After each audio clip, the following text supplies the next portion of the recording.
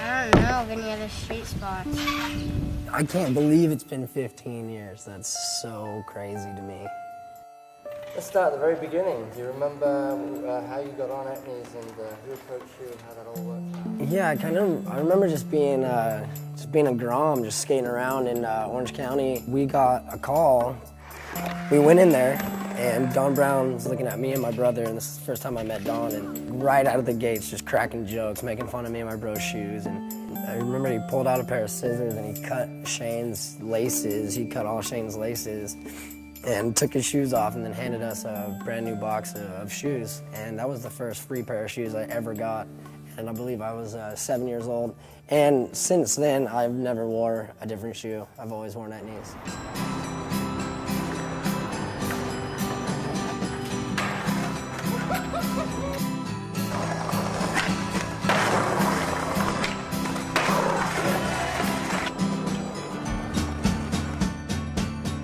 It was good having him around, just with that energy of just everything's new, everything's great, just where can we skate next. The one really consistent thing that he's had through his career is that he's always had people testing him.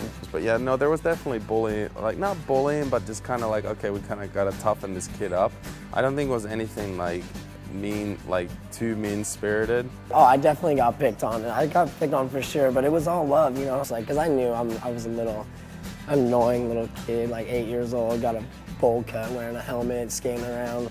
I never heard him bitching and moaning about anything or whatever. He was just like, all right, I'm just gonna get fucked with now. That's kind of the part of the trip. Because he's so young, you're just always gonna be that guy who people wanna poke fun at a little bit, and he's always been really good at taking that and turning it into pure desire to do really gnarly tricks to keep people quiet. I remember seeing Ryan beat Costin at an X Games, when he was a kid, and I was like, wow, this kid's really good. He's really gnarly, he could rip apart, but it's a whole different thing in the street. And even when he did the back lip and the back Smith, I was like, oh, he can skate, he's good. I get this phone call and he said, hey, Ryan wants to try to kickflip the Costco gap. Can you come down? I'm like, I'll be there in 20 minutes. And Ricky shows up and we're kind of sitting there and I'm just like, shit, I hope, I don't want to see no one get hurt, you know what I mean? I was nervous for him because obviously it's a huge gap, but then I was nervous for myself because I didn't want to fuck this up. He's not going to do it again. This is a one-time thing. A lot of people don't realize that the distance that you have to clear on top of going over, a 2.5-foot fence. I remember just him going for it, and seeing him go for it first try was just it was gnarly. I think his shoe flew off at one point. I'm not sure if it was the second or third try. And then fourth try, he just nails it. Bolts. Unbelievable. No hands down, no nothing. He just once he caught it, it was just and he just set it down and just, he took the impact. And it was at that point, I knew this kid was gonna do a lot in skateboarding. How many covers? Of our magazine, he's had 4, and I've shot in 3 of them. And I remember we had to sit on it for a while. So it wasn't back-to-back covers, As much as his skating speaks for itself to a certain extent, I think the backstory behind almost every trick that he ever does almost makes it a second trick in itself. It was in March 2007, and he was on the phone with his agent at the time negotiating this MTV deal that was for, figures that were astronomical. He was on the phone and he looked out of the window and he saw this rail go past and he just went, oh shit, I gotta go. Pull the van over, I'm gonna backlip that rail right now. And he hung the phone up and jumped out of the car. No warm up and jumped straight down it and backlipped it before anyone had even got out of the van. It was really crazy. He's got that sort of really successful person mindset of not why should I do this? It's why not?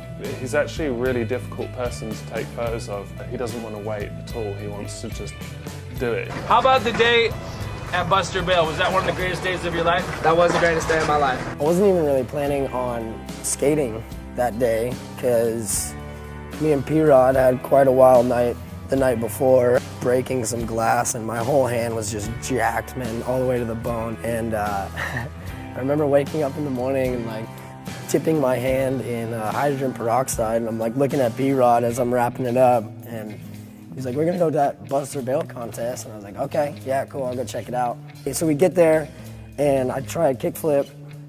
Takes me a couple tries, and then I landed it, and then I wanted really bad, I wanted to backside flip that thing real bad. That worked out in like 4 tries, which blew me away. I was like, oh, wow, okay, so I can skate this thing. I talk about it, people are there like, yeah, whatever, Sheckler. I was like, fuck, dude, did you know what he did? 1 hard flip, 2 go. Hard flip, 3 flip, backside flip, back flip to fakes, back flip. I mean, remember you asked me, what I could do? And I was like, the rail. Yeah. The rail, like, nobody got the rail. And I was just like, whoa, I'm in a session right now. It just worked. The first international trip I went on with Ryan, he boardside this rail in Sydney because he was a little kid, and the rail's high, so he just like boardside would be kind of the only thing you could do on it. Fucking flying, mate. You know, fast forward 10, 12 years or whatever, I was on a trip with him in Australia. So I think it's the second day that we ended up back at that spot. You know, and Ryan's turned into a full-on beast now. He has the power and everything, so he's just like straight away out of the van, 3 backflips in a row, just psh, psh, psh. That's when it all came to me. It's like, man, I was here with Ryan when he was just a tiny little kid, and he boardsid this, and now he's just backflipping it every try as a warm-up trick. So all the stuff he does is so gnarly that you can't do that because someone wants you to. The energy to do that doesn't come from money. It doesn't, it's like it has to come from you. It has to come from really wanting to do it. You're not gonna try to backflip a rail with a broken foot for a paycheck when you're already minted. Like you're just not. Everyone's family is really important to them, for sure, but his is especially important to him. I've definitely seen him go well out of his way for his brothers or his mum and his dad. He's definitely really loyal at heart. So it doesn't really surprise me that he's been with Etnies for 15 years. And he's just starting. His career is amazing, I mean, that tells a lot about someone, that they can stay dedicated and stay focused on one brand.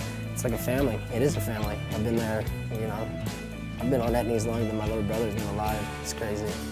I really like being hands-on with the whole shoe designing process because I have to wear them all day, So, I don't know. I just feel like they give me so much freedom to do what I want to do, and it's a hard thing to get, man.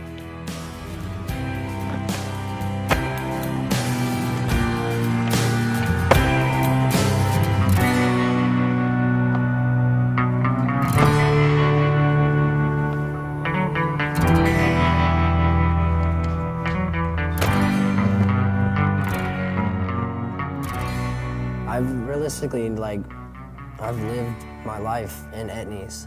I'm very thankful and very blessed to be where I'm at today and to have the creative control that I do have at Etnies. And, Pierre's obviously gave me a chance a long time ago, and it's still working out. So I'm very thankful for being on Etnies this long.